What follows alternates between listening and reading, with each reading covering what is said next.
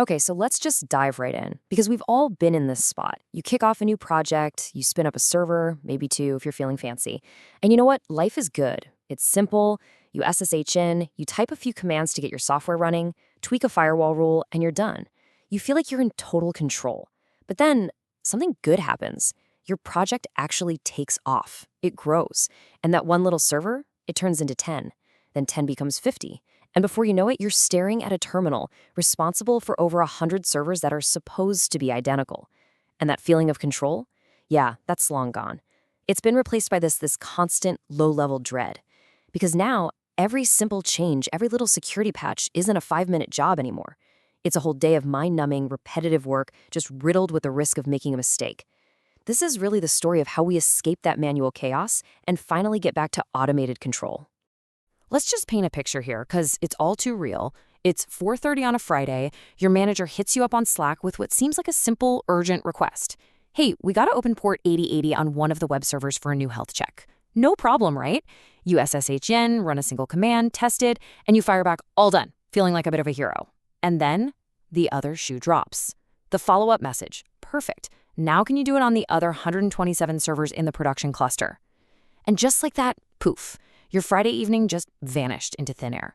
That heroic feeling, it completely evaporates, and now you're just facing the grim reality of a marathon of copy-pasting. You're looking at hours of logging into each machine, one by one by one, typing the exact same thing, just praying you don't have a typo, or even worse, accidentally log into a database server and run the wrong command.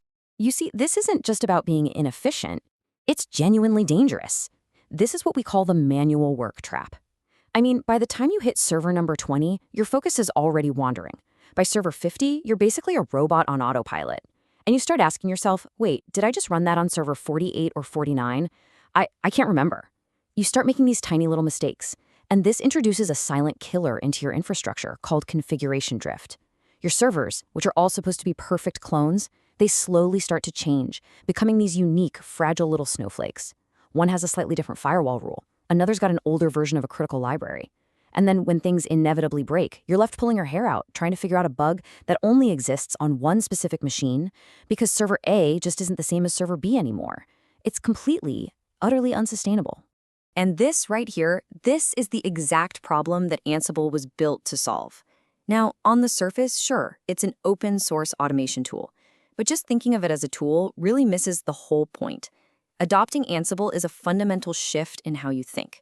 We stop thinking in terms of running commands, what's called an imperative approach, where we tell the server how to do something, step by step.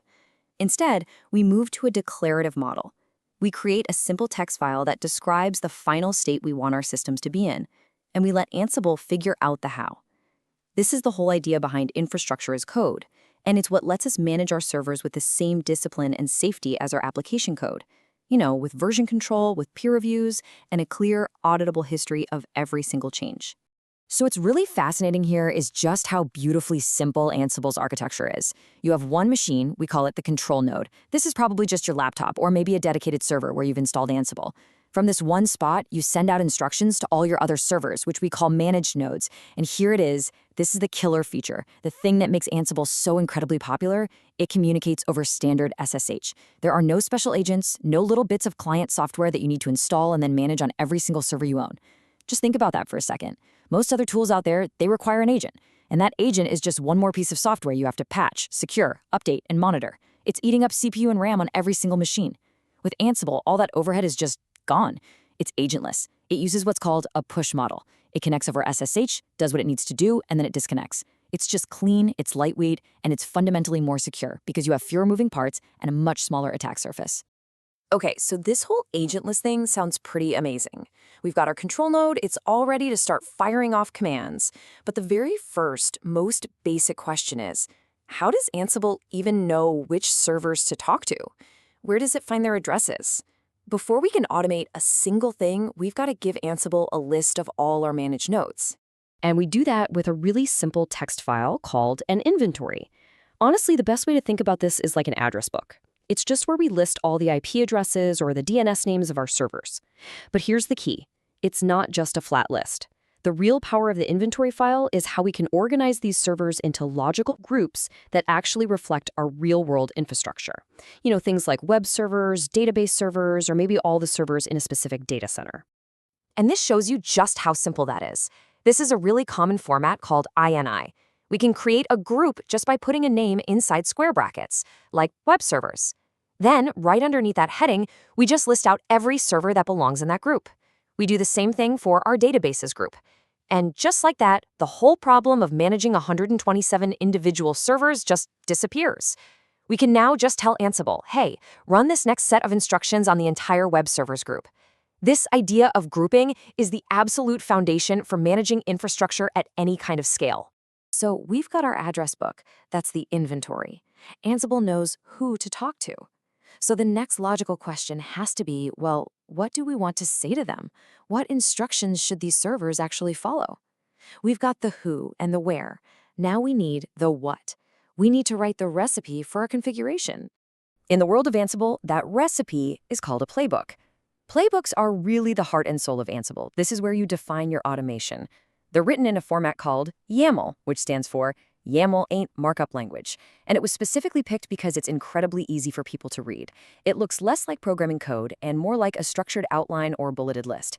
A single playbook file can have one or more plays. Each play is a set of instructions that's aimed at a specific group from our inventory. And inside each play, you have a list of tasks. And then finally, each task calls a specific module to actually do the real work, whether that's installing a package, starting a service, or copying a file. Okay, theory is great and all, but the best way to really get this is to make it real. So for the rest of this explainer, we're going to build a simple but really practical playbook from the ground up. Our goal is to do a task that every sysadmin has done 1,000,000 times. Take a brand new empty server and automatically install the Nginx web server and then make sure its service is up and running. All right, let's start building our recipe. You'll see every playbook starts with these 3 dashes. That's just a standard YAML thing. It signals the start of a document. First up, we define our play. We give it a name, something like configure web server. This is purely for us humans, so when we run it, we actually know what's happening. Now, the really important part is this hosts line. This is where we link everything back to our address book. We're telling Ansible, hey, everything that comes after this, I want you to do it on all the servers in the web servers group. And then you see become yes. This is simply telling Ansible to run the following commands with elevated privileges, basically the same as you typing sudo in the terminal. It's absolutely essential for things like installing software. Now for our first real task. Under the tasks section, we define what we want to do.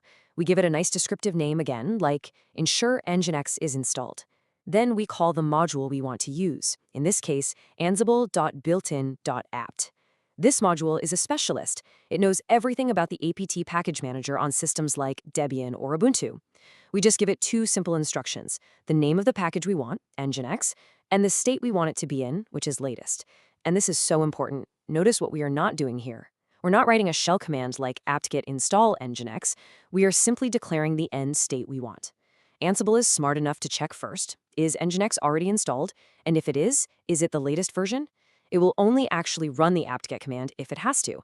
This is that declarative power in action. We just used the apt module, and it's really helpful to think of modules as specialized tools in Ansible's massive toolbox. I mean, there are literally thousands of them built right in. There's a yum module for Red Hat systems, a copy module for moving files, a service or systemd module for managing services, a user module for creating user accounts, and it goes way beyond just basic server stuff. There are modules for managing AWS, Google Cloud, Azure, VMware, network switches, F5 load balancers. You name it, there's probably a module for it. These modules are the workhorses that have all the complex logic baked in, so we don't have to write it ourselves. If you're enjoying this deep dive, consider liking the video and subscribing to DevOps Corner for more DevOps and infrastructure content. So let's add our second task. The package is installed, great, but the web server itself isn't actually running yet. For this, we'll use the ansible.builtin.service module. We tell it the name of the service, Nginx, then we declare that we want its state to be started, and critically, we set enabled yes. This tells Ansible to make sure the service will start up automatically if the server ever reboots.